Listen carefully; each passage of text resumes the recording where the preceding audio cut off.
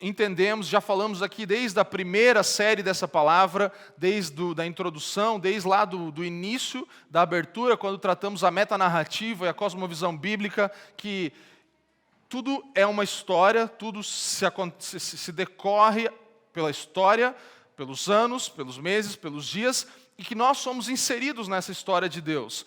E estudando as solas da reforma, estudando esses pilares que se tornaram tão fundamentais para a vida da igreja, nós podemos perceber que já falamos sobre 3 deles, faltam 2 agora. Então, sola Escritura, tratando de que somente a Escritura é toda a verdade de Deus e nada fora da Escritura pode ser verdade, certo?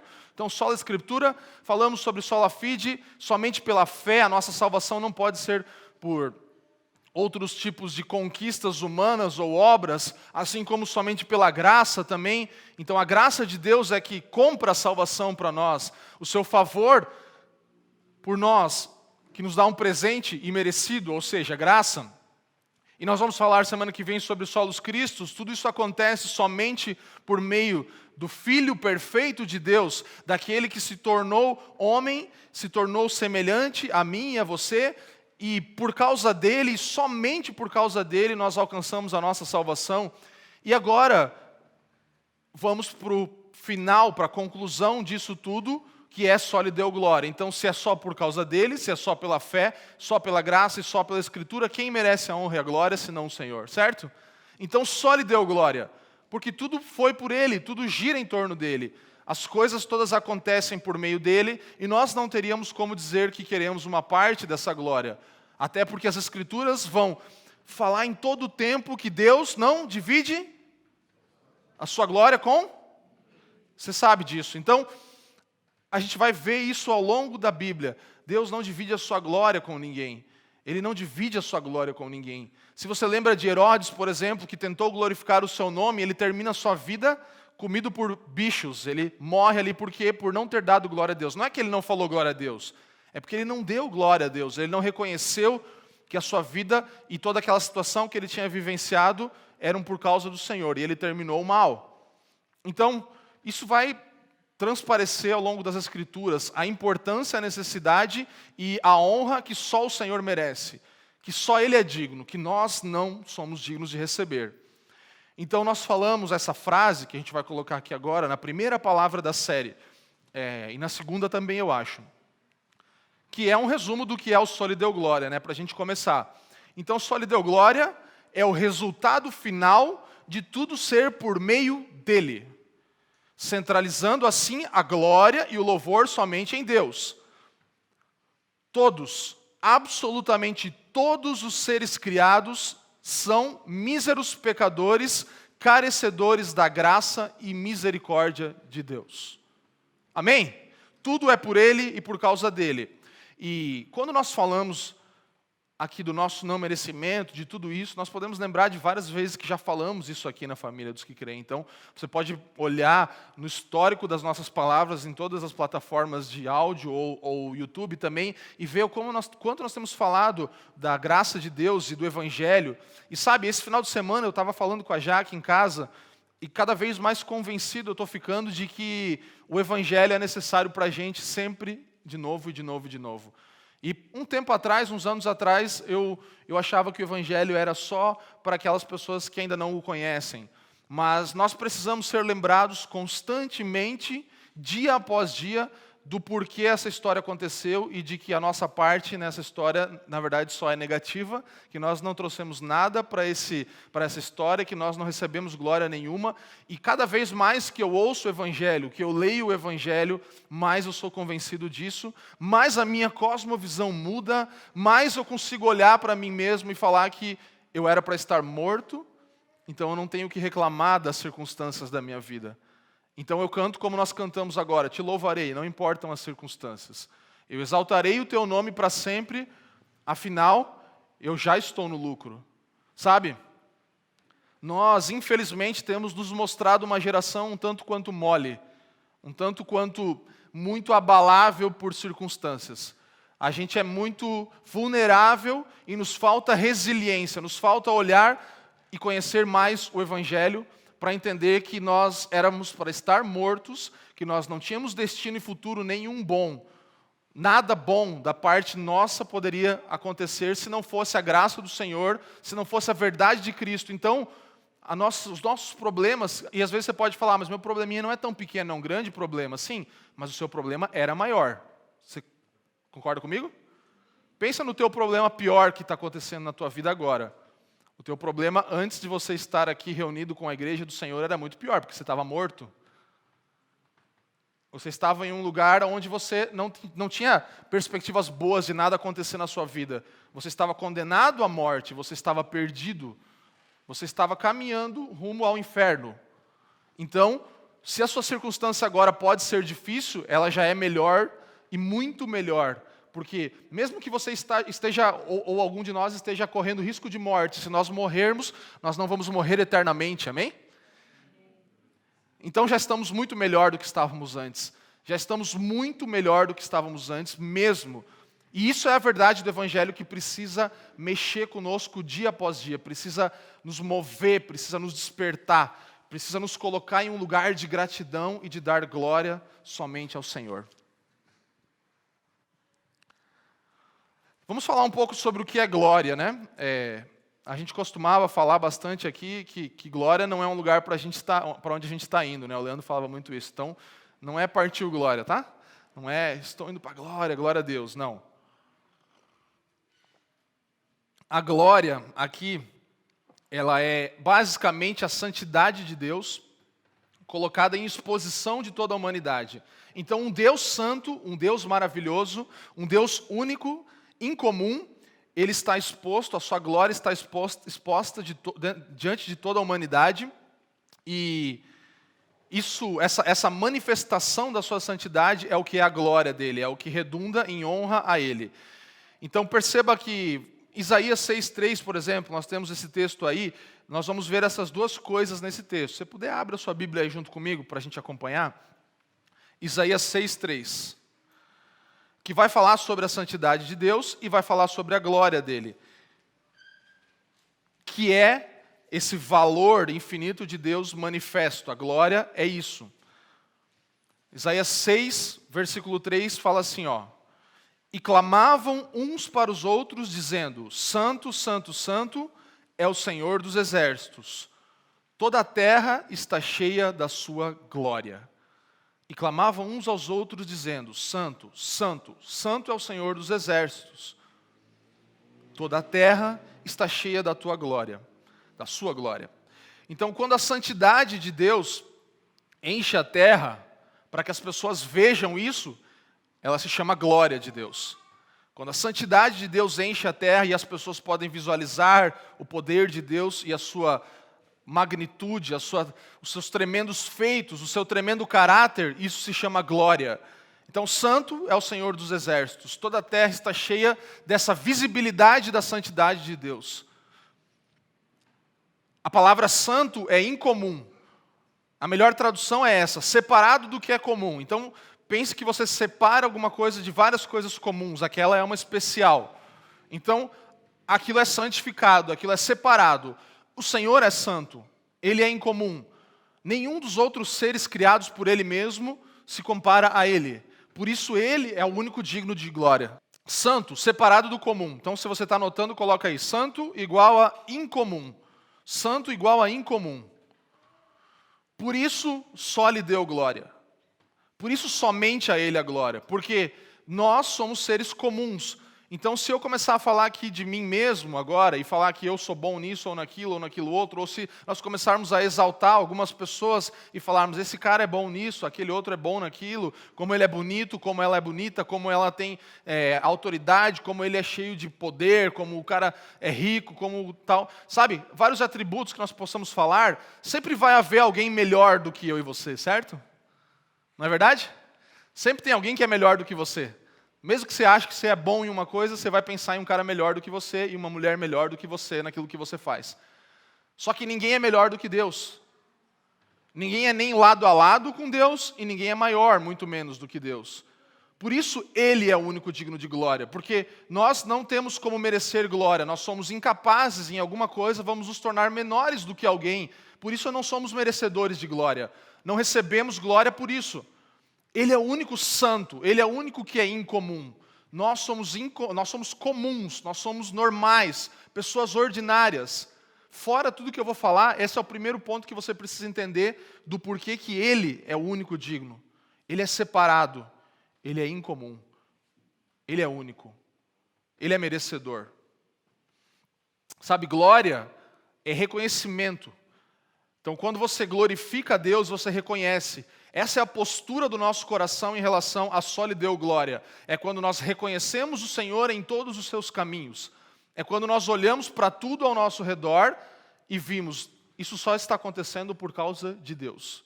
Isso só pode ser assim porque Deus é bom. E a gente consegue fazer isso nas coisas religiosas, nas coisas cristãs, nas coisas, entre aspas, espirituais. A nossa dificuldade, e nós queremos tratar um pouco nessa noite, é perceber Deus no comum, perceber Deus no ordinário, perceber Deus nas pequenas coisas, e essas nós tratamos como normais e achamos que são fruto do nosso trabalho ou de alguma conquista da ciência, mas não tem como você não olhar para as coisas ao seu redor.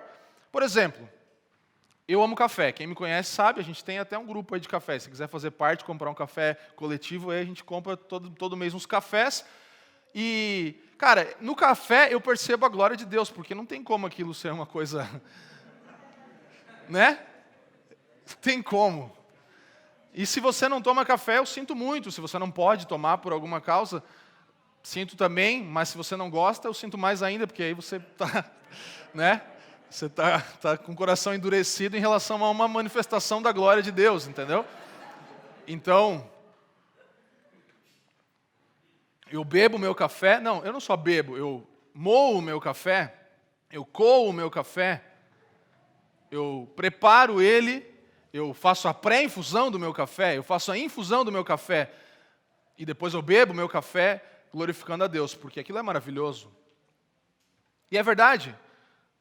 Nós precisamos olhar, e você pode pensar em outra coisa, pensa num prato de comida que você gosta muito, e você come aquele prato de comida, e você precisa olhar para aquilo e falar, Deus, se não fosse você ter criado isso aqui, se não fosse você me dar essa sensação, experimentar essa alegria de usufruir de um prato de comida que eu tanto gosto, ou de uma tarde em um parque, sabe, você com a sua família, com os seus filhos, usufruindo de um dia ensolarado, com aquele clima de 19, 20 graus, que não é tão quente, mas está o sol maravilhoso, e você está curtindo, você não está suando, e você não está nem de casacão, você está assim, uau, cara, esse dia aqui é maravilhoso, sabe? E você glorifica Deus naquilo, e você percebe Deus nas coisas comuns, você olha e fala, não, não sou eu que conquistei isso aqui, é Deus, sabe?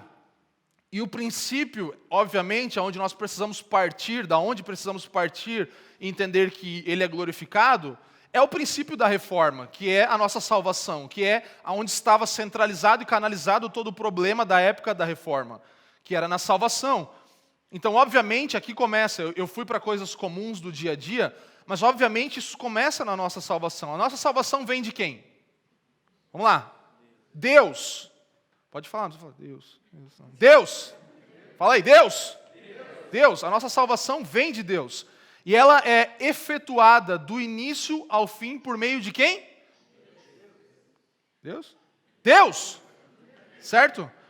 E a glória deve ser dada somente a quem? Deus. Porque a salvação vem dele, ela acontece do início ao fim por causa dele e ele merece a glória. É simples. É muito fácil de se entender isso aqui. Ele planejou, ele executou e ele aplicou a salvação. Ele fez um plano perfeito, ele executou o seu plano de forma perfeita e ele aplica isso perfeitamente hoje às nossas vidas. E nós somos salvos somente por causa de Deus. Somente pela fé, somente pela graça, somente pelas Escrituras. Sabe? Não tem como ter um outro caminho, somente por Cristo. Somente a Deus a glória. Isso é só lhe deu glória. Se você pensar e falar, tá, mas eu tenho alguma parte nessa salvação, né? Você vai falar, mas a minha fé, por exemplo, a sua fé vem de Deus, é o que Paulo vai falar, certo? É dom de Deus. Então a sua fé não vem de você mesmo. Se nós pudéssemos nomear, eu vi Augustus Nicodemos falando sobre isso, ele fala assim, se nós tivéssemos uma parte que nós pudéssemos falar que a nossa parte na salvação é o pecado. E é verdade? E você quer alguma recompensa pelo pecado? Você sabe qual é a recompensa do pecado, né? Então essa seria a sua parte da glória na história, a glória do pecado. E a glória do pecado é a morte. E você foi livre dela, e eu fui livre dela. Então a sua parte na salvação qual é? É o pecado. É o que você trouxe na sociedade que você fez com Deus. Essa é a minha parte, minha cota nessa empresa aí que a gente fez, o pecado. Só que graças a Deus, Deus me livrou do merecimento do pecado. Por isso eu glorifico a Ele e não falo, Deus, não, eu não quero meu, pode ficar tranquilo que meu salário, já que você cancelou, eu vou ficar com a parte que é melhor, vou te glorificar. Amém? Tá fácil? Tá simples, né? E isso nós precisamos entender, isso precisa mudar a nossa perspectiva. Começando pela nossa salvação, glorificar a Deus na nossa salvação, nós vamos conseguir mais facilmente glorificar a Deus em todas as outras coisas na nossa vida. Então nós não temos por que receber glória. Então basicamente aqui, um entendimento sobre glória. Eu quero fazer uma exposição rápida de Efésios 2, do 1 ao 10, para que a gente possa compreender um pouco melhor algumas coisas em relação à salvação, que já foram todas faladas aqui, mas nós precisamos ouvir o Evangelho de novo, certo? Então, quem é esse Deus, né, que merece toda a glória? Só lhe deu glória. Então nós falamos sobre o glória e vamos falar sobre o Deu, do latim Deus aqui, né? Quem é Deus? Eu gosto da definição dos catecismos para essas coisas, então eu tenho aprendido muito com os catecismos. Se você não conhece, você deveria ler e estudar o catecismo de Westminster, Heidelberg, o catecismo de Nova Cidade, que nós temos aqui, o devocional, para vender, você pode comprar aqui. É um bem contemporâneo e resumido das 52 principais perguntas. Então, inclusive, esse catecismo vai falar que Deus, quem é Deus? É a primeira pergunta. Deus é o Criador e sustentador de todos os seres humanos e de todas as coisas. Ele é eterno, infinito e imutável em seu poder e perfeição, em sua bondade, glória, em sua sabedoria e justiça. Nada acontece exceto por meio dele e por sua vontade. Esse é Deus. Entendeu? Quem é Deus? Criador e sustentador de todos os seres humanos e de todas as coisas. Eterno, infinito e imutável. Em seu poder, em sua perfeição, em sua sabedoria, justiça, glória e bondade. Ele é eterno, infinito e imutável. Ele não muda. Cria e sustenta todas as coisas. Tudo começa por Ele, tudo termina por Ele. Nada acontece exceto por meio dEle e por causa da sua vontade. Então, como você não vai glorificar a esse Deus? Se Ele é que cria, se Ele é que sustenta. Se Ele é que dá o início e o fim de todas as coisas. Esse é o nosso Deus digno de glória. Vamos para Efésios, gente. Efésios 2, do 1 ao 10. Abra sua Bíblia aí, por favor, para acompanhar. Ele nos deu vida. Ou vos deu vida. Estando vós mortos nos vossos delitos e pecados, nos quais andastes outrora, segundo o curso deste mundo, segundo o príncipe da potestade do ar, do Espírito que agora atua nos filhos da desobediência, entre os quais também todos nós andamos outrora, segundo as inclinações da nossa carne, fazendo a vontade da carne e dos pensamentos, e éramos, por natureza, filhos da ira, como também os demais. Mas Deus, sendo rico em misericórdia, por causa do grande amor com que nos amou, e estando nós mortos em nossos delitos, nos deu vida juntamente com Cristo. Pela graça sois salvos. E juntamente com Ele, nos ressuscitou e nos fez assentar nos lugares celestiais em Cristo Jesus. Para mostrar, nos séculos vindouros, a suprema grandeza da sua graça, em bondade para conosco, em Cristo Jesus. 8. Porque pela graça sois salvos mediante a fé, e isto não vem de vós, é dom de Deus, não de obras para que ninguém se glorie. Pois somos feitura dele, criados em Cristo Jesus para boas obras, as quais de antemão Deus preparou para que andássemos nelas. Então aqui nós temos um pequeno resumo, uma pequena compreensão de toda a história que nós temos falado, da metanarrativa e de tudo isso. Do 1 ao 3, você vai perceber que Paulo está trazendo o estado da nossa natureza. Então, se você quiser marcar aí, de 1 ao 3, é o estado da nossa natureza, é o que Paulo está falando aqui. Então, ele começa dizendo, Ele vos deu vida, estando vós mortos nos vossos delitos e pecados. Lembra que eu falei no início? Nós já estávamos mortos. Não fisicamente, mas espiritualmente mortos. Nós não tínhamos nada de bom em nós mesmos a oferecer, afinal, estávamos mortos, não tínhamos vida. Ele nos deu vida, Paulo começa falando. Então, nós andávamos em delitos e pecados, são duas definições aqui para a nossa pecaminosidade, para o nosso estado. Nós estávamos nesse estado, nos quais andastes outrora, segundo o curso deste mundo, segundo o príncipe da potestade do ar, do espírito que agora atua nos filhos da desobediência. Então nós éramos filhos da desobediência, nós atuávamos no espírito da potestade do ar, na ideia do reino espiritual maligno, onde Satanás e seus anjos governam, nós nos movíamos nessa perspectiva. Nesse lugar nós andávamos e seguíamos esse curso. Estávamos caminhando dia após dia para um dia morrermos eternamente. Então esse era o curso da nossa vida no estado natural, no estado pecaminoso, era este. Nós estávamos andando rumo à morte eterna e andando segundo esse mundo, segundo os filhos da obediência se movem. 3, entre os quais também todos nós andamos outrora. Então Paulo está falando, eu andei desse jeito, você também andou desse jeito. Nós todos andávamos nesse curso. Eu, Fabiano, andava desse jeito, você também, que está aqui sentado agora, andava desse jeito. Você caminhava para esse mesmo lugar. Segundo as inclinações da nossa carne, fazendo a vontade da carne e dos pensamentos. E éramos, por natureza, filhos da ira, como também os demais. Então, qual que era a nossa filiação, segundo Paulo aqui? Filhos da ira e filhos da desobediência. Esse é o nosso estado natural. Então, Paulo começa trazendo essa consciência para que nós possamos compreender o nosso estado, como nós andávamos. Do 1 ao 3, isso. Do 4 até o 6. Podemos perceber o que Deus fez por nós. Então, se você estiver anotando aí e quiser depois, você pode estudar. Isso aqui é bem legal, tem muita coisa para tirar aqui, mas eu vou passar bem rapidinho, só para uma compreensão um pouco mais superficial. Do 1 ao 3, nosso estado. Do 4 ao 6, o que Deus fez por nós. Então, percebe que o estado nosso aqui é deplorável, é crítico. E como Paulo inicia o próximo versículo? Ele fala, mas Deus. Intervenção divina no nosso estado deplorável. Mas Deus, vocês estavam nesse estado, filhos da ira, filhos da desobediência, andando segundo o curso desse mundo, mortos nos nossos delitos e pecados.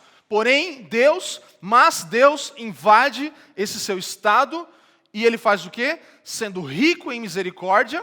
Nós já falamos muito aqui sobre justiça e misericórdia. Deus ele não estava sendo injusto, deixando as pessoas caminharem. E todas as pessoas que caminharam, infelizmente, para um lugar de morte eterna, todas as pessoas que estão caminhando hoje para esse lugar, elas não estão sob nenhuma injustiça de Deus, certo? Isso já está muito mais do que estudado por nós aqui. Você pode buscar novamente e estudar a série de Romanos e tudo isso, mas Deus aqui se manifesta como alguém rico em misericórdia. A justiça dele estava ocorrendo normalmente, mas ele rico em misericórdia por causa do grande amor com que nos amou. Lembra do Salmo 115? Por que a ele a glória? Porque ele se mostrou rico em misericórdia. Porque ele se mostrou rico em amor. Deus sendo rico em misericórdia por causa do grande amor com que nos amou, e estando nós, novamente, mortos em nossos delitos, nos deu vida juntamente com Cristo. Pela graça sois salvos. Mais uma vez o evangelho sendo proclamado aqui. Versículo 6, e juntamente com ele nos ressuscitou e nos fez assentar nos lugares celestiais em Cristo Jesus. Então Paulo está falando o quê? Vocês estavam filhos da desobediência, filhos da ira, andando segundo o curso do mundo, mortos. Mas Deus, em sua rica misericórdia, em sua grande compaixão, fez o quê? Tirou vocês desse estado, ressuscitou vocês com Cristo e fez vocês se assentarem à direita de Deus, junto a Cristo. Nos colocou no lugar de filhos, como temos falado tanto e tanto aqui. Então, essa é a boa nova, essa é a boa notícia do Evangelho. Nós não fizemos nada a não ser correr em direção ao pecado. Cristo fez o quê? Jesus, a partir de Deus, o Pai, enviado à terra, nos resgatou por seu amor e sua misericórdia. E agora o versículo 7, que é o grande ponto desse texto todo, preste atenção. Vamos lá, preste atenção. Versículo 7, por que isso tudo aconteceu? Para mostrar nos séculos vindouros a suprema riqueza da sua graça em bondade para conosco em Cristo Jesus. Por que a história da redenção aconteceu? Esse aqui é o propósito, versículo 7 é o propósito. Para mostrar nos séculos vindouros a suprema grandeza da sua graça em bondade para conosco em Cristo Jesus. Então nós podemos dizer que basicamente Cristo morreu, por quê? Para a glória de Deus. Ah, mas ele não morreu por mim e por você? Sim, para a glória de Deus. Você percebe que nós não somos o alvo final da morte de Cristo? Isso precisa ficar claro para nós. Eu sei que nossa mente luta com essas coisas porque nós temos esse senso da geração que nós somos, que nós queremos tudo gira em torno de nós. Mas inclusive a morte de Cristo, ainda que ela nos afetou, e graças a Deus que ela nos afetou, ela foi para a glória de Deus no final da história. Porque Deus ele faz todas as coisas para a sua glória. Tudo o que acontece, acontece com o fim do nome dele ser glorificado na nossa vida. Todas as coisas boas e ruins acontecem para que o nome dele no final seja glorificado. A morte de Cristo foi para a glória de Deus. Ele obedeceu o seu Pai, veio até a terra, isso nos tocou, nos alcançou, graças a Deus, e nós estamos aqui vivendo, experimentando a nossa salvação e a nossa redenção, mas o fim da nossa redenção e da nossa salvação não é um estado melhor para nós, porque nós não merecíamos. Mas a glória a Deus é o que é o fim. É para que isso fosse proclamado geração após geração, século após século. É para que eu e você fôssemos alcançados por Deus e agora não ficássemos felizes com o nosso presente e guardássemos ele em casa. Mas para que nós proclamássemos a salvação a todas as nações. Para que nós proclamássemos esse evangelho que recebemos e o nome de Deus fosse glorificado nos séculos e nos séculos vindouros e nas gerações que viriam. E proclamaríamos isso aos filhos e aos filhos dos nossos filhos, conforme os salmos falam. E nós já falamos isso aqui. Esse é o propósito do Evangelho. Graças a Deus que nós somos alcançados. Isso não deve ficar em nós precisamos proclamar as boas novas. Com palavras e com atitudes. Dando toda a glória a Deus em tudo o que fazemos. Eu vou falar sobre isso, sobre a prática do Só lhe deu glória. Mas você precisa entender que a salvação e a obra da redenção e o Evangelho não é uma boa notícia para ficar retida em você. E nem em mim. Nós precisamos proclamar isso. Esse é o propósito. Vamos lá, vou ler novamente. Para mostrar nos séculos vindouros a suprema riqueza da sua graça em bondade para conosco em Cristo Jesus. Para mostrar, para manifestar, para que as pessoas vejam que nós éramos pessoas indignas, mas fomos salvos pela graça do Senhor e toda a glória dele. Não conquistamos nada. 8, até o final, basicamente nós vamos perceber as consequências dessa salvação. Então, vimos aqui o nosso estado natural, vimos o que Deus fez em Cristo, vimos o propósito disso e agora as consequências por último essa é a exposição mais rápida de Efésios que você vai ver Efésios 2 aqui. Rapidinho, só para a gente entender. A gente está com um plano de começar uma série no ano que vem, provavelmente em fevereiro, depois de falar sobre os atributos de Deus, sobre Efésios. Vai ser muito legal. Então a gente vai estudar Efésios verso a verso aqui e nós vamos passar por isso aqui novamente com mais detalhes. Mas o restante é consequência, do 8 ao 10. Porque pela graça sois salvos, mediante a fé, e isso não vem de vós, é dom de Deus, não de obras, para que ninguém se glorie. Então não é resultado de obras. Obras aqui é o quê? Obras para a salvação. Pelagianismo prega isso, que nós podemos fazer coisas, é a luta da reforma, as indulgências, precisamos fazer isso e mais aquilo, e mais aquilo, e mais aquilo, e mais aquilo para ser salvo. Não precisamos, nós somos livres de nos salvar pelas obras. Então, não de obras. E por que não de obras? Para que ninguém se glorie. Porque se tivesse uma parte que fosse nossa nessa história, nós teríamos direito à glória. Ah, mas eu dei o sim. Você só deu o sim porque Deus deu a fé para você. Então, não tem como dividir essa glória, não tem nem 1%, lembra? Vou voltar. Qual que é a nossa parte na salvação? Pecado. Então, você foi livre do teu salário, graças a Deus, não vai precisar receber, mas não busque glória pela sua salvação. Não ache que você está conquistando alguma coisa por obras. Não de obras, por quê? Para que ninguém se glorie. Porque o plano de Deus era que ele sempre fosse glorificado. Esse é o natural da história de Deus, da metanarrativa, é que Ele, o Criador, seja glorificado, porque Ele é santo, porque Ele é bendito para sempre, porque Ele é o Criador e sustentador de todos os seres humanos, de todas as coisas, eterno, infinito, imutável, sem poder, sabedoria, glória, justiça, bondade. Nada acontece senão por meio dEle e por sua vontade. Ele recebe a glória. Então, não de obras para que ninguém se glorie. Vamos concluindo. Pois somos feitura dele. Somos feitura dele. A palavra aqui você sabe qual é? Poema ou poema. Nós somos uma composição da parte de Deus. Ele nos fez, Ele nos criou. Não somos fruto de uma evolução, não somos fruto de nós mesmos, não somos fruto de conseguirmos descobrir o nosso propósito. E agora, sim, agora eu descobri o meu propósito. Não somos fruto de nada que trabalhe na nossa mente ou de qualquer estratégia de psicologia ou qualquer outra coisa, de coach ou qualquer coisa que nos torne melhores. Não, nós somos feitura de Deus, nós somos o poema de Deus. Fomos criados por Ele e somos totalmente dele. E por que nós somos criados? Olha que interessante isso aqui, ó. Criados em Cristo Jesus para... Olha só, isso aqui não pode ser perdido dessa história. Então, no início do 9, ele está falando que nós recebemos a salvação não de obras, mas nós somos agora criados para... Então as boas obras aqui, basicamente, elas não são um requisito para a salvação, elas são uma consequência da salvação. Então se nós não podemos usar boas obras para conquistar a salvação, é natural que nós pratiquemos boas obras porque conquistamos a salvação. Conquistamos, entre aspas, recebemos, ganhamos a salvação. Então agora nós somos salvos para boas obras. Você entende a diferença? Não de boas obras, mas para boas obras, as quais Deus de antemão preparou para que andássemos nelas.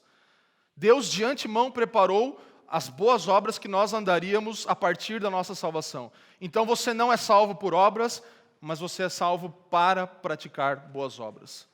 Deus de antemão preparou as boas obras nas quais nós devemos andar hoje. Então não há espaço, você percebe? Não há espaço para viver como queremos, mais uma vez. Reafirmando isso aqui. Não fomos salvos por obras, mas somos salvos para obras. Anote isso aí. Marque esse versículo aí bem, ó. Marca lá, ó. Não de obras, para boas obras. Não de obras, para boas obras. Resultado, não consequência. Amém? Resultado e não consequência. Nós não requisito, quero dizer. Não requisito. Resultado da salvação. Não obra minha, obra que eu consigo fazer só por causa que eu fui salvo. Vamos lá, essa é a pequena exposição. Então, do 1 ao 3, estado da natureza, 4 ao 6, o que Deus fez por nós, 7, o propósito, e 8 a 10, desse versículo, as consequências. Jesus morre para a glória de Deus. E eu quero rapidamente, nessa segunda parte e parte final dessa exposição, falar um pouco sobre a nossa intencionalidade em relação a isso. Então nós percebemos até agora que há um caminho aqui que já está traçado, que somente Ele recebe a glória. Então mesmo que eu e você tentemos receber glória pelas coisas que fazemos, isso não vai acontecer. Nós só podemos ter um fim trágico, como Herodes teve, né? Então não seria o melhor caminho que nós devemos escolher, que é tentar receber qualquer tipo de glória daquilo que não fizemos, porque não vai gerar bons frutos para nós vamos estar mexendo com alguém que não divide a sua glória com ninguém. Então, fica alerta aí, né? Você que sabe. Mas eu, da minha parte, quero lutar para não buscar glória para mim. Ainda que nós façamos isso, né? Tantas e tantas vezes. Mas eu queria, rapidamente, falar um pouco sobre um pouco de intencionalidade nas nossas expressões de solideu glória. De como nós podemos ser intencionais em manifestar toda a glória somente a Deus pelas nossas expressões, sabe? E eu falei aqui já, por que o homem não merece glória? Porque sempre, sabe, você pode até falar, eu isso, eu aquilo outro, os meus atributos, quem eu sou, mas sempre vai ter alguém melhor do que você. E nunca vai ter alguém como Deus. Por isso só Ele merece a glória. Então, é um problema no nosso tempo. As pessoas, sabe, a pessoa que se exalta, que fala só sobre as suas conquistas e tudo isso, é tão difícil você ver isso acontecer e perceber e ter paz em relação a isso. Porque não cabe, não fecha, não tem como você querer merecimentos. Eu sei que nós conquistamos coisas e nós trabalhamos e lutamos por coisas, mas a glória de tudo isso é do Senhor, porque nós éramos para estar mortos. Então, mesmo que nós estudamos anos e anos e anos e nos preparamos para uma carreira e constituímos uma empresa, ou fazemos grandes coisas, ou lutemos demos os passos certos para termos um bom casamento e uma boa família, isso não é merecimento nosso, porque a única coisa que nos fez andar nessas boas obras foi a salvação que veio da parte de Deus. Entende? Então as boas obras nas quais andamos e achamos que temos mérito, elas só existem porque Deus nos colocou nesse lugar de conseguir praticar as boas obras.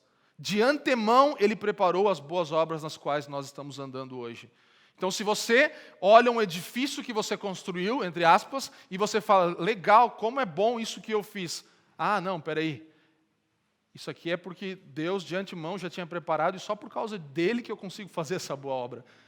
Inclusive, quem não é salvo. Existe algo na teologia que nós chamamos de graça comum.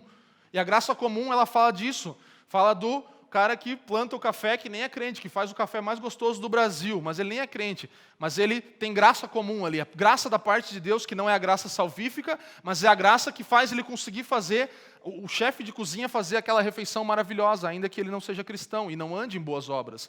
Então há uma porção de graça comum e há uma porção de boas obras nas quais nós andamos somente por causa da nossa salvação, por causa daquilo que Deus fez por mim. Então percebe como não tem meio que um escape aqui para nós sermos glorificados, né? Vocês estão comigo, gente? Vamos lá. É interessante, Romanos 1, né, vai falar bastante sobre essa ideia de trocar o Criador pela criatura e a glória daquele que criou para colocar em coisas criadas por nós. E essa coisa é uma coisa que nós lutamos a nossa vida inteira. E por que nós buscamos glória nas coisas criadas, sabe? Porque essas coisas nos lembram tanto de Deus. Essa é a verdade. Então, as coisas foram criadas por Deus e há beleza nelas e há glória de Deus e há graça comum nas coisas comuns do nosso dia a dia. Elas nos lembram de Deus, elas apontam para o Criador, mas elas não podem ser colocadas no lugar do Criador. Eu não posso colocar o café na minha vida como um Deus, ainda que ele me lembre o Criador. Mas eu sou inclinado a fazer isso. Sou inclinado a olhar para o meu iPhone e falar, cara, isso aqui é perfeito. Tá? Pode até te lembrar Deus, porque o homem deu, a capacidade que foi dada para o homem criar o iPhone foi só por causa de Deus. Então vai te lembrar Deus, mas você não pode colocar no lugar de Deus. E essa é a nossa luta diária no Só lhe deu glória.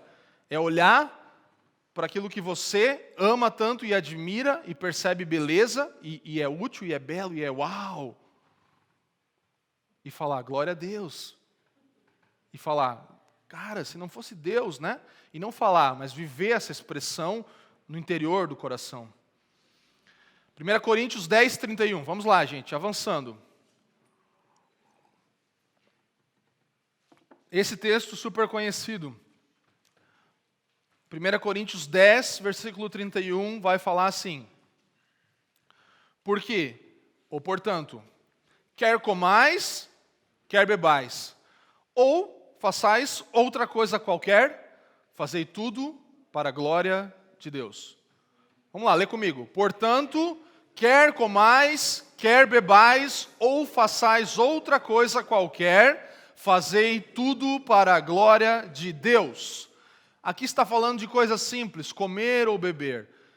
Das coisas corriqueiras do dia a dia. Elas precisam ser feitas para a glória de Deus.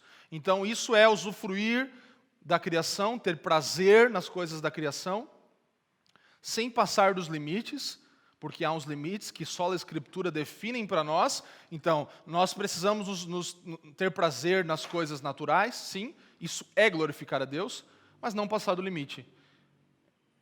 Então, é ter prazer em comer um bom prato de comida também, mas não se empanturrar. Entendeu? Isso é glorificar a Deus. É você olhar para a criação e não colocá-la no lugar errado, porque há limites que nós, na nossa natureza, queremos sempre romper, ir além. E isso nos faz perder o usufruir e o ter prazer de forma correta que glorifique a Deus. E aí nós passamos do limite e não glorificamos a Deus naquilo também. As duas coisas são erradas. Olhar as coisas criadas como pecaminosas em si mesmo, a não ser que elas sejam realmente pecaminosas, né? A não ser que elas sejam, por exemplo, sei lá, você vai É difícil esse exemplo, né? Você sempre já fica esperando o cara dar uma tropeçada aqui, né?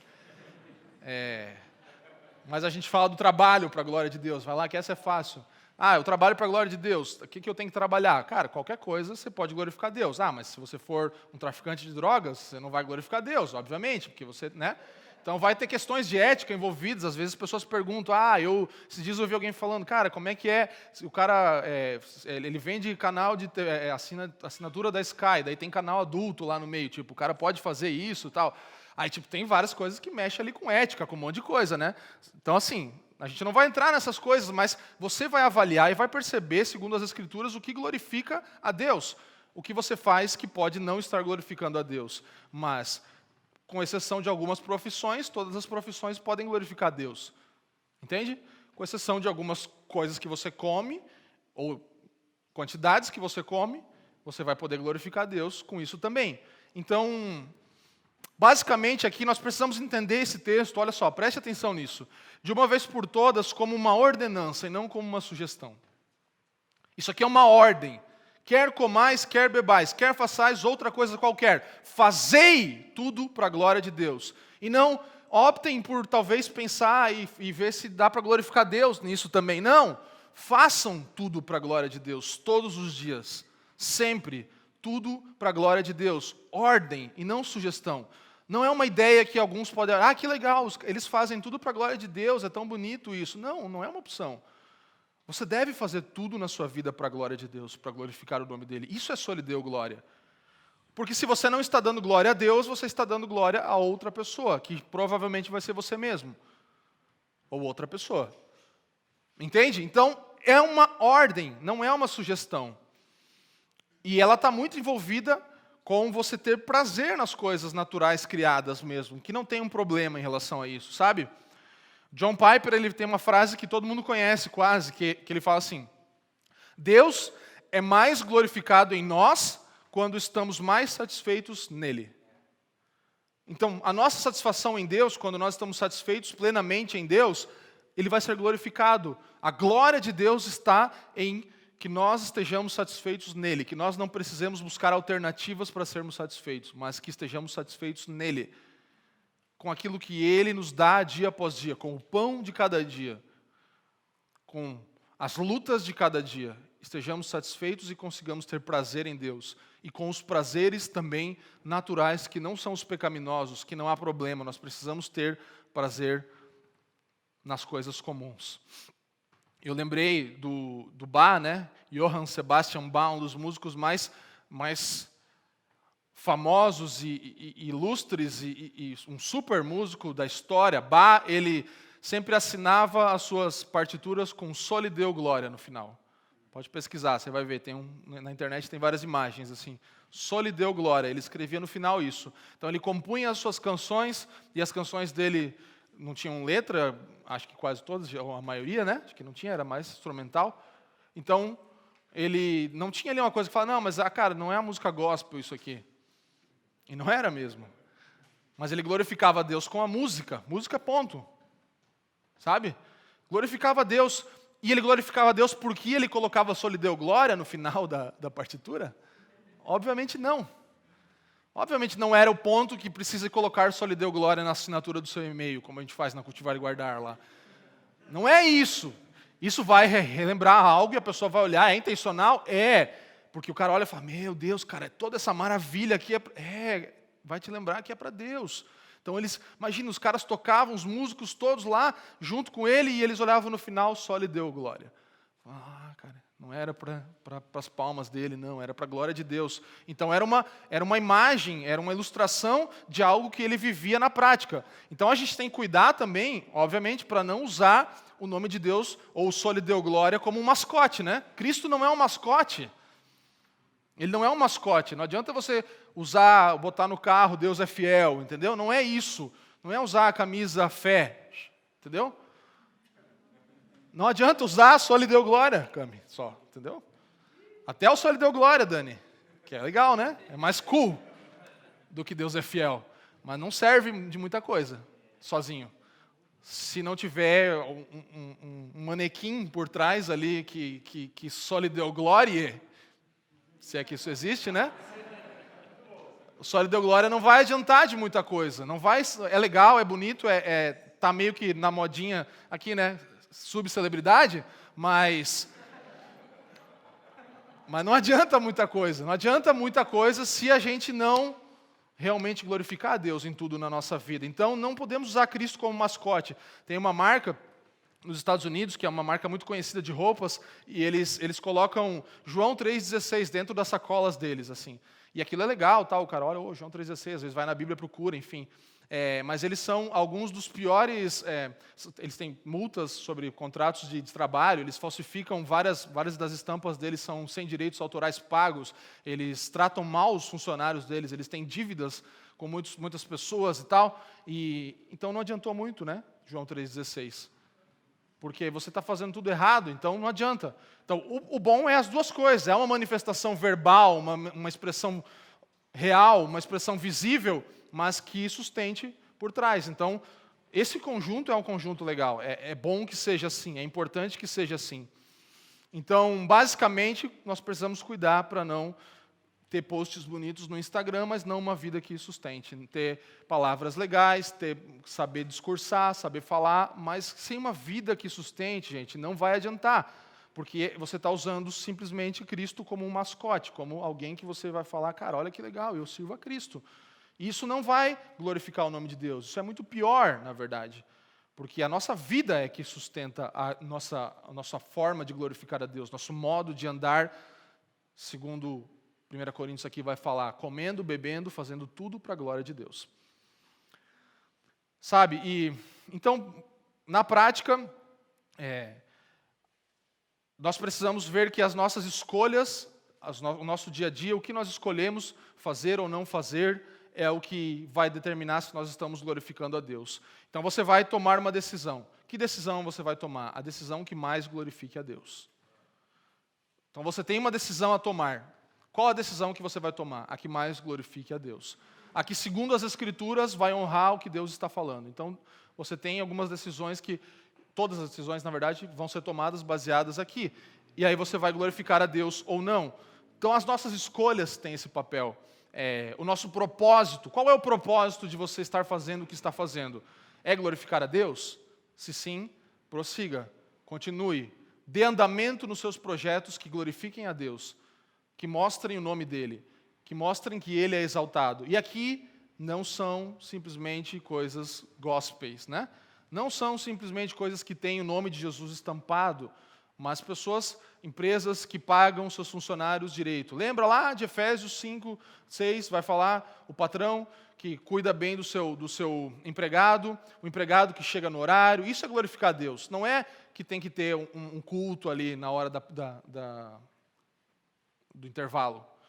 Pode ter, mas não é isso. É sobre fazer todas as coisas no padrão moral, no padrão correto. Isso honra a Deus, isso glorifica a Deus.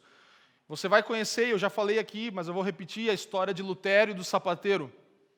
Isso é um bom exemplo de Só Lhe Deu Glória. Então, um sapateiro que se converteu, chega até Lutero e pergunta para Lutero, olha só, eu conheci Jesus, que legal, estou vivendo aqui com ele agora. Como que eu faço para glorificar a Deus? O que eu tenho que fazer? Eu sou um sapateiro e tal. E talvez aquele sapateiro esperando que Lutero falasse, cara, fecha a sapataria lá e bora, vamos aqui para o mosteiro. Vamos buscar Deus, cara, todo dia. Vamos orar, vamos ler a Bíblia 50 horas por dia. Não. Ele fala, faça bons sapatos e venda por um preço justo. Você estará glorificando a Deus. Fácil, simples. A resposta não esperada, a resposta óbvia é que traz glória a Deus.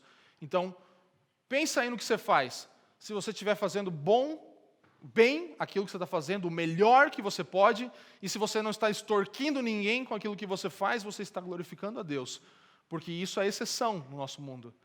As pessoas pagam salários abaixo do que os trabalhadores merecem, elas roubam, elas usam táticas, estratégias que não glorificam o nome do Senhor. Então, alguém que faz bons sapatos e vende por um preço justo é alguém que vive segundo o padrão dos céus. É alguém que traz glória ao nome do Senhor. É alguém que glorifica o nome do Senhor. A nossa obra, lembra de João? A gente fala esse texto aqui há anos, João 6,29. O que faremos? Os discípulos perguntam, para realizar as obras de Deus. Aí Jesus fala, A obra de Deus é essa. A única coisa que Deus está fazendo é essa. Que creiais naquele que por ele foi enviado. Ou seja, manifestar o Filho, mostrar Jesus. Então, eu vou agora largar tudo e vou para a obra de Deus. Não, a obra de Deus é uma só. É manifestar o Filho de Deus. É que as pessoas ao seu redor creiam que existe um Deus.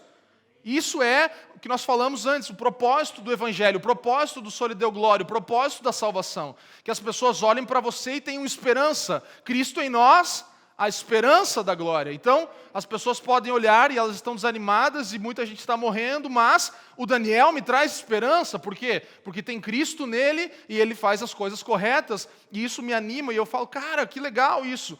Só que isso está tão em exceção, por isso a esperança está tão em escassez no nosso meio. Por isso que o desânimo é tão grande, porque nós que teríamos uma palavra para trazer, nos esquivamos, ou damos um mau exemplo, uma das duas coisas, geralmente. Ou somos piores do que os outros, que às vezes têm até uma moral, ou então nós não falamos nada, e fugimos da conversa, e fugimos da história. Então pense nisso, sabe? A obra de Deus é essa, que nós possamos realmente manifestar Cristo, que as pessoas ao nosso redor creiam que Cristo foi enviado, e que Ele é real na nossa vida. Há uma outra expressão do latim que se chama corandeu. Corandeu, alguém já ouviu falar disso? Levante sua mão bem alto. Corandeu, o que é corandeu? Corandeu é viver na presença de Deus todo o tempo, diante da face do Senhor em todo o tempo. Isso é solideu glória. Corandeu traz solideu glória. Então, estar diante da face do Senhor todo o tempo. Viver a vida inteira na presença de Deus, sob a autoridade de Deus, para a glória de Deus. Isso é corandeu, é estar diante dEle, estar na face de Deus em tudo na nossa vida, e não só em um momento de oração, de devocional, de domingo à noite, num culto, mas todos os dias. Parece que essa palavra é que nunca vai cansar, a palavra de que não é só domingo, de que é segunda a sexta, sabe? Esse é o desafio da nossa vida, é conseguir viver tudo para a glória de Deus amanhã.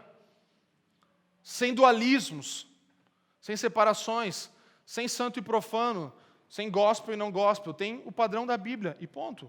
Tem a metanarrativa das Escrituras e ponto. Tem criação, queda, redenção e consumação. Ponto. Todas as coisas foram criadas por Deus. Todas as coisas foram tocadas e afetadas pelo pecado, queda.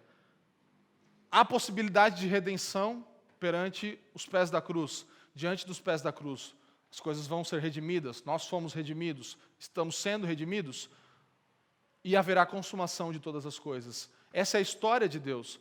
Então não há separação, não há dualismo. Mas pode isso, mas não pode aquilo. E tal coisa pode, e tal não pode. E isso, e aquilo. Nós falamos aqui questões de consciência, etc. Tem várias coisas, mas o que você precisa atentar é para as Escrituras. E aqui nós vamos viver diante da face de Deus, glorificando a Ele. Sem dualismos. Não fique mais pensando que, mas se eu andar aqui bem na bordinha, assim, não tem problema, porque o pecado é ali, né? Mas aqui, e aí você pergunta para alguém, pode fazer isso?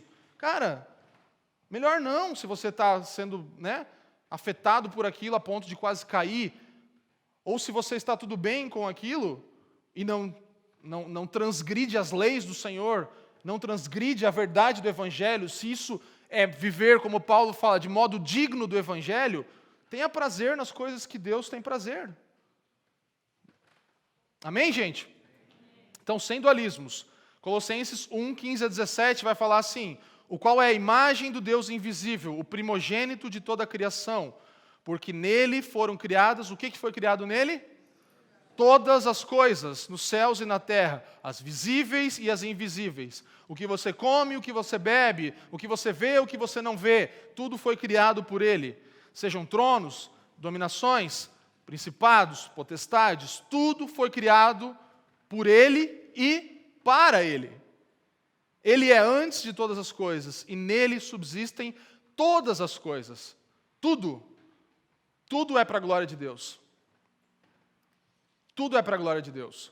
Não há nada criado que não seja para a glória de Deus. E se aquela coisa que você vê e fala, não, mas isso aqui não tem como glorificar Deus, então ela está tocada pelo pecado. Enquanto ela estiver tocada pelo pecado, ela não vai glorificar a Deus, ela precisa ser redimida aos pés da cruz. E isso vai trazer glória ao Senhor. sem dualismos. Nós precisamos entender isso, nós precisamos compreender a vida toda como uma vida corandeu, diante da face de Deus. Todos os dias, do deitar ao levantar, nós estamos diante da face de Deus. Os filmes que assistimos, as comidas que comemos, os amigos que nós temos, o trabalho que nós estamos trabalhando todos os dias, o nosso dinheiro, a nossa falta de dinheiro, a nossa saúde, as nossas doenças, tudo é para a glória de Deus. Todas as coisas precisam glorificar a Deus na nossa vida. Então, use a palavra como um padrão para medir a sua vida e glorifique a Deus em todas as coisas. Eu quero ler 2 citações aqui, rapidamente, que fazem a gente compreender, e eu estou indo para o final. Abraham Kuyper, um homem muito importante nessa ideia da restauração, de quebra de todos os dualismos na Holanda, uma figura muito importante politicamente também, que tira um pouco a aplicação do calvinismo para uma realidade salvífica e somente para dentro da igreja, e busca trazer isso para as esferas, como Deus como soberano sobre todas as coisas. Ele tem uma frase que é muito importante para isso que estamos falando. Ele diz assim: onde quer que o homem esteja, seja o que for que faça, ou no que aplique a sua mão, na agricultura, no comércio, na indústria, ou sua mente no mundo da arte e ciência, ele está, seja onde for, constantemente diante da face de Deus. Está empregado no serviço de Deus, deve obedecer estritamente a seu Deus, e acima de tudo, deve ter como alvo a glória de Deus. Então, quem é o seu patrão? Deus. Quem dá o seu salário? Deus. Então você pode pensar, eu tenho um trabalho que é um trabalho voluntário, digamos, e outro é um trabalho que eu ganho bastante dinheiro ou o suficiente para eu viver. Deus é o patrão dos seus 2 empregos, então às vezes você vai trabalhar mais aqui pensando, mas eu tinha que estar ganhando dinheiro mais lá e está desequilibrado. Não, Deus é que conduz a sua vida. Todo trabalho é feito diante da face de Deus. Então se o teu patrão vai falar para você fazer alguma coisa que não glorifique a Deus, você vai consultar o seu patrão maior. E se aquilo não glorifica ao patrão maior, você vai falar, desculpa aí, patrãozinho, mas não vou poder fazer. E se você não está desobedecendo nem o patrão, o maior e nem o menor, pior ainda, né? Então, como eu falei, chegar no horário, essas coisas todas são coisas básicas que nós precisamos ter, não roubar, não mentir, não inventar história. Cara, isso não glorifica a Deus, é óbvio que não glorifica a Deus, certo? Não tem dúvida. Tem coisas que às vezes as pessoas perguntam, que eu fico assim, cara, mas como você tem dúvida em relação a isso, cara? Mas é só uma coisinha, porque tem que ver que não sei o quê, e gosta de andar ali na borda do pecado, ali do quase caindo, mas talvez não, se ficar com o pé no ar, acho que talvez não é pecado. Cara, mas para que viver esse risco? Para que viver nesse lugar? Se você tem dúvidas, se você está com dúvidas, alguma coisa já não está muito certa. E por outro lado, pessoas que vivem travadas também, e tem medo de, não vou, se eu comer bacon é pecado, tipo assim, cara, como assim? Entendeu? Então tem esse lugar também, que é de você ficar preso e pensar, não, isso não glorifica a Deus, eu não posso ouvir essa música aqui, não posso ouvir tal coisa, não posso fazer isso, porque, meu Deus, que senão, cara, você está preso no quê então? Se você não tem confiança de que de antemão Deus te preparou para andar em boas obras. Sabe? Isso aqui é sério mesmo, a gente precisa praticar isso aqui na nossa vida, cada dia mais. O mesmo Kuyper, ele vai falar assim, que não tem nenhuma parte do nosso pensamento, da nossa prática, nada da nossa vida que pode ser separado das outras partes. Então você não pode separar uma parte das outras partes. Não há um único centímetro quadrado, ele fala, em todo o domínio da nossa vida humana, sobre o qual Cristo, que é soberano sobre tudo, não clame, é meu. Não há nada, você não pode separar nenhuma parte da sua vida no pensamento, ou fora dele, ou na prática, ou na atitude, nem 1 centímetro quadrado em todo o domínio da nossa vida, sobre o qual Cristo, que é soberano sobre todas essas coisas, diga, isso é meu. Essa parte da sua vida é minha também. Ele nos comprou, Ele nos resgatou, Ele pagou um preço alto, não por 2 horas de domingo à noite. Ele não pagou um preço por 1 hora de devocional por dia na nossa vida.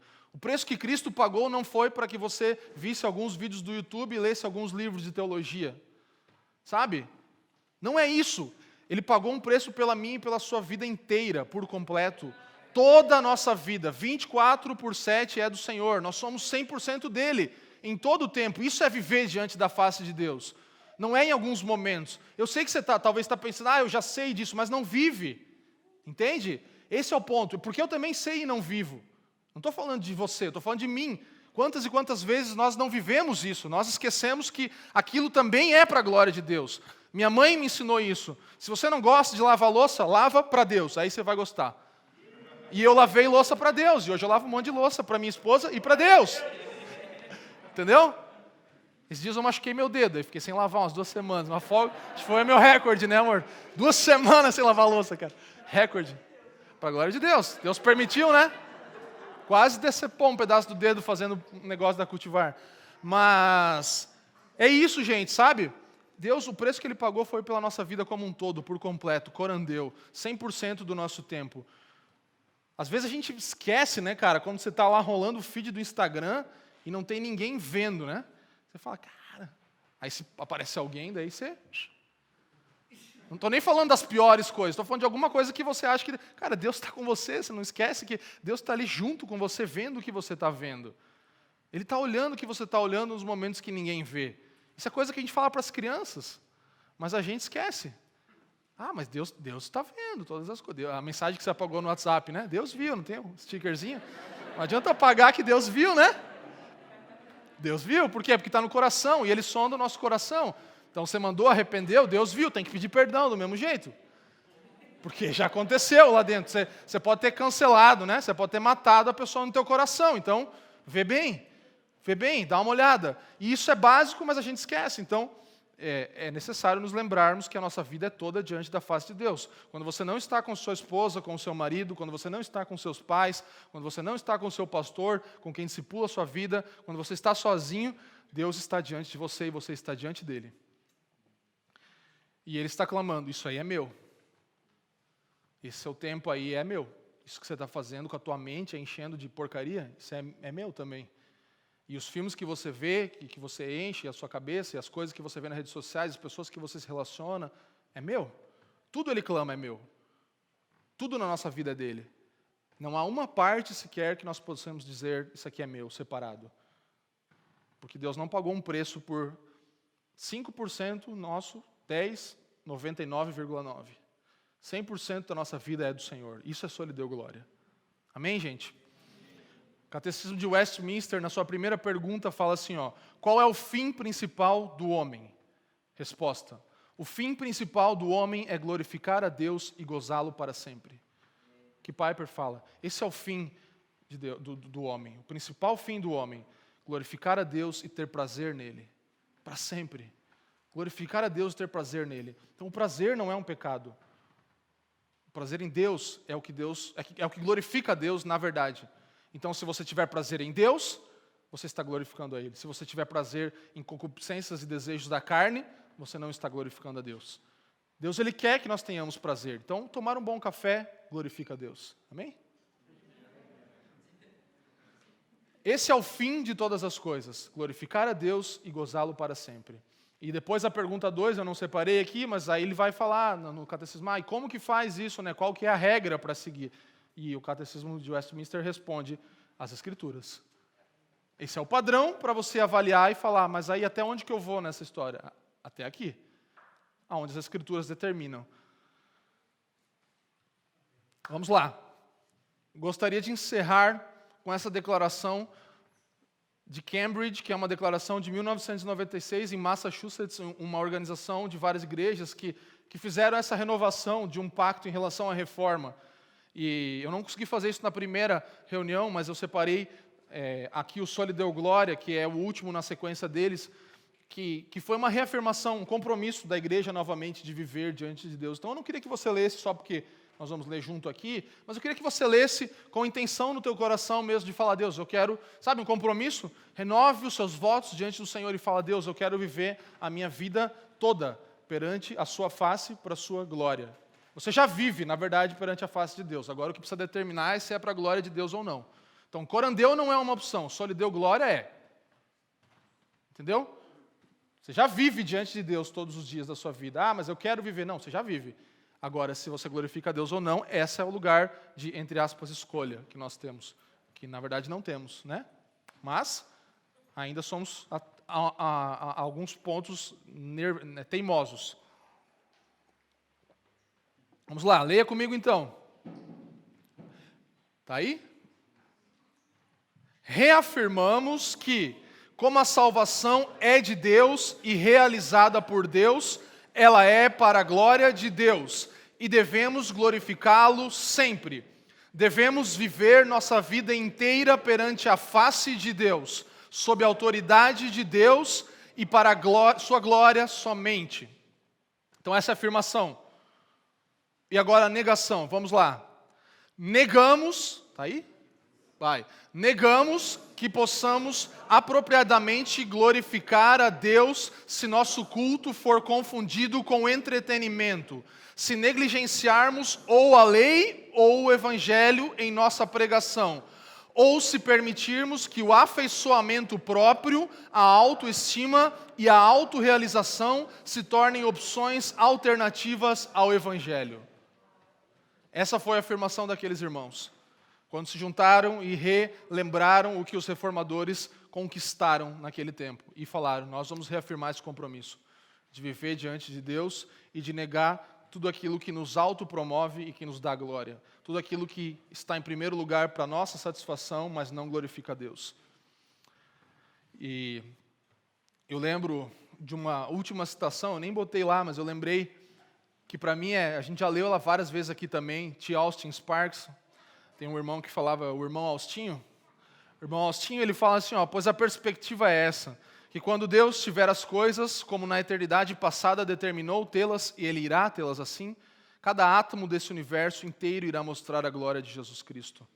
Vocês não serão capazes de olhar para algo ou alguém sem ver Cristo glorificado. Uma abençoada perspectiva. Isso é só lhe deu glória. Cada átomo confessando a glória do Senhor. Cada pequena coisa da nossa vida, cada respirar, é para Ele. Glorifica Ele. As pessoas vão olhar, é consumação isso. Nós não estamos lá ainda. Isso é consumação, isso é o plano original. É você olhar para tudo e falar, Deus, Jesus, Cristo. Sim, isso é do Senhor. Sim, Ele fez isso. Sim, isso acontece. Sabe, tudo lembra Deus. Essa é a minha e a sua vida como deveria ser. Tudo em nós lembrar o Senhor. Todas as nossas palavras, até o nosso... Não tem problema. Eu gosto de fazer piada de tiozão. Até as piadas de tiozão pode glorificar Deus. Você pode ser legal, ter prazer. Isso é ter prazer em Deus. É você se divertir com seus amigos sem ofender ninguém. É ter prazer. Não é uma vida chata e monótona. Pelo contrário. É uma vida em que há prazer. Prazer em Deus. Prazer nas coisas que a palavra nos permite ter prazer. Amém, gente? Então, só lhe deu glória.